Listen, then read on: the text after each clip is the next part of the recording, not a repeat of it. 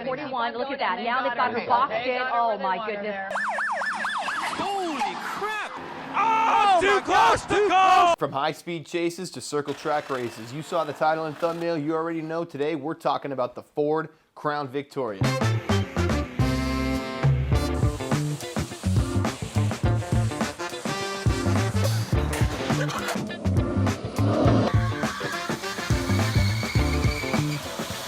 Folks, here in the United States, the Crown Victoria Police Interceptor is something of an icon. She first graced our fine American streets back in 1992, where she quickly gained a reputation for ruining the days of criminals like you.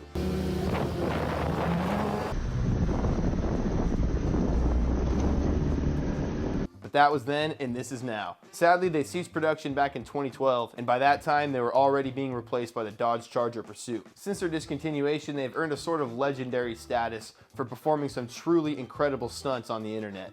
Guys like Cletus McFarland have shown a light on the true potential of the Crown Victoria.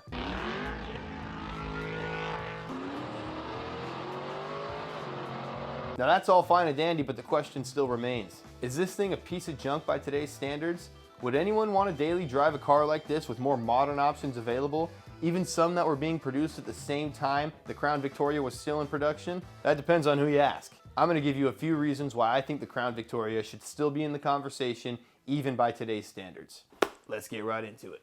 Alrighty folks, so I have two Crown Victorias. This one here is Roscoe. It's a 2008 Police Interceptor. This one here is Enos. It's an 04 civilian model. All 10 things here on this list apply to both the Police Interceptor and the civilian version. The Police Interceptor is just a little bit tougher. Alright guys, let's kick this thing off. Number one on the list here is reliability. The 4.6 liter V8s that come in these Crown Victorias are an absolute beast. Let's just go over the quick list. 4.6 liter, 2-valve, overhead cam. They make between 200 and 210 horsepower, depending on whether it's dual exhaust or single exhaust. The Police Interceptor always comes with dual exhaust, while the civilian model typically comes with single exhaust. Now I know what you're thinking, that's not a crazy high horsepower number, and you're right, but what that does mean is a super reliable engine. These things are well known for ticking over 300,000 miles, and in fact the weak point is the transmission. But I, like I said, own two of them and I haven't had a single transmission issue with either of these. Aftermarket support for this 4.6 liter engine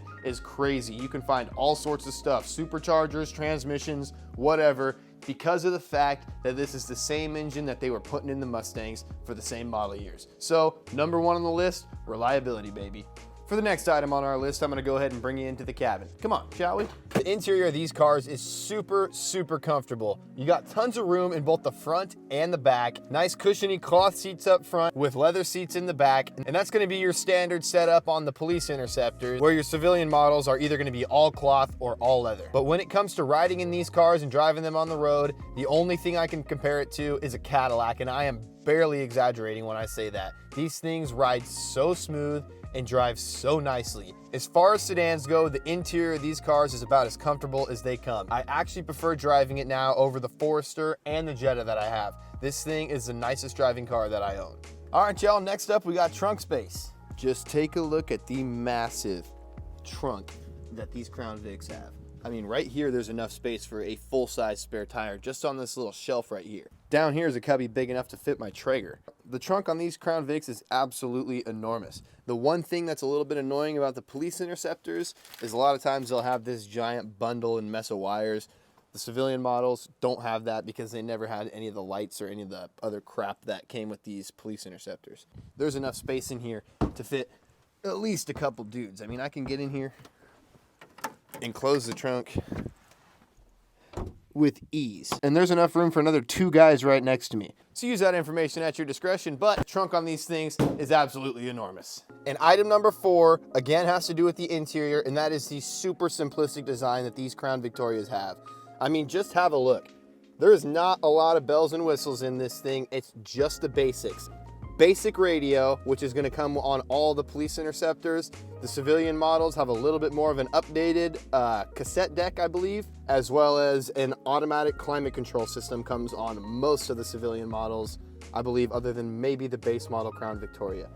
Other than that, we just have a headlight switch, a dimmer switch for the interior lighting, and that is pretty much it. On police interceptors, you get this thing right here, which is pretty cool. It's a ticket light. Other than that, like I said, super simplistic design. They don't even come with consoles right here.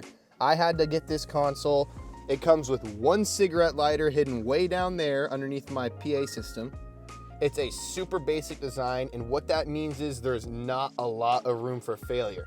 Now again, as with many other cars, there are common interior problems, and most of them have to do with the HVAC, but a lot of them are super easy fixes, and parts, again, are cheap. This car is a super easy car to work on. The simple, basic design of the interior of these cars is absolutely a plus in my book. And here we have the civilian model with a very similar but slightly different design. It's got a couple more steering wheel controls, as well as, like I said, a cassette deck with a few more presets, as well as the automatic climate control. And like I said, the civilian models usually come with all leather and a bench seat up front, no console.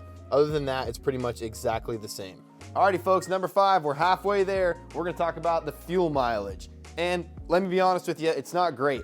On these Crown Victorias, they claim about 18 miles per gallon for the city and about 24 on the highway. So not great. But for a V8 rear wheel drive boat like this thing weighs 4,000 pounds. It's not too bad when you consider that. This Forester right here is a 4-cylinder turbo engine, and it actually gets 24 miles to the gallon average. So I mean, it's really not that bad. I get about 18 in this thing, all things considered. The way I drive, I get about 18 miles to the gallon. But honestly, it's really not that bad. If you like big giant cars like this is right there up there with the best. Alrighty, moving right along to number 6, and one thing these are notorious for, including the civilian models, is their extreme durability. This was the last sedan in the United States made with a body-on-frame design. This thing has a full-on ladder frame with a live axle in the rear. These are some of the toughest sedans out there, and that's exactly why the police departments at the time were thrashing these babies around. Which ties right into number 7 on the list, which is the safety of these cars. Driving these things around not only feels like driving a tank, you pretty much are driving a tank. Like I said, body-on-frame design. These cars were designed to be able to withstand a 70-mile-an-hour rear-end impact, save everybody inside of the car, and still be able to drive away. I mean, that is freaking incredible. That was a police standard at the time here in the United States. I don't know what the current standard is, but 70-mile-an-hour rear-end impact, saving everybody inside of the car and still being able to drive you home after that, that's pretty freaking amazing. And that's one of the reasons I prefer to drive my 3-week-old newborn daughter around in this Crown Victoria right here versus the Forester. And Subarus do have very good safety ratings, but the Crown Victoria just feels like driving a tank, man, like I said. And knowing that 70-mile-an-hour statistic really just makes me feel so comfortable driving that thing around. And next up on our list, we're gonna talk about the cost of ownership of these cars. And that encompasses the reliability, the safety of these cars, and the design of these cars, all in this one thing right here. Because they're super reliable, because of the design of these cars, they do not cost a lot to own. If you maintain them well with just regular oil changes and transmission services, they're well known for lasting 300,000 miles. On top of that, getting into one of these cars, i.e. purchasing one of them on Facebook Marketplace or Craigslist or whatever, is incredibly reasonable. I picked this one up for $3,000. I picked the one out in the driveway up for $1,500. These things are super cheap right now. And like I said, they're between $1,500 and $3,000 to pick up. They're not gonna depreciate much more than that. And if anything, these being old cop cars and them not being made anymore, they're gonna start going up in value, especially if you can find one that's been well serviced and has a good service history.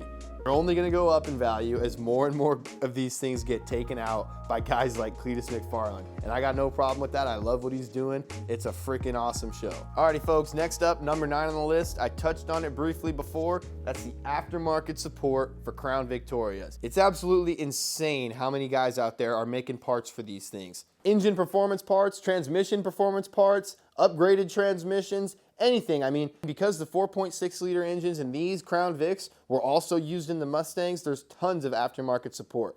Not to mention, there's forums all over the internet talking about how to do basically everything to these Crown Vics. If you have any problem or you want to do any kind of upgrade, you can find exactly how to do it on the internet for the most part. Also, another super cool thing about Crown Victorias, in any Ford really, if you have a Windows laptop as well as an adapter like this that goes from OBD2 to USB, you can download a free software called ForScan, which allows you to go into the modules on the car and control things like remote access, For example, with the police interceptors, in 2008, Ford started putting the same door brain unit that controls the keyless entry system for these police interceptor models. So it's just disabled from the factory. All you gotta do is use that ForeScan app. You can go into that door module and you can rewrite it to allow it to be programmed with a keyless entry remote. So that's another really cool aftermarket support thing that has to do with these Crown Vics. Moving right along to the next thing on our list. Alrighty folks, number 10 on the list, we've reached the end. This is a subjective one, but I wanted to get her outside where it could really shine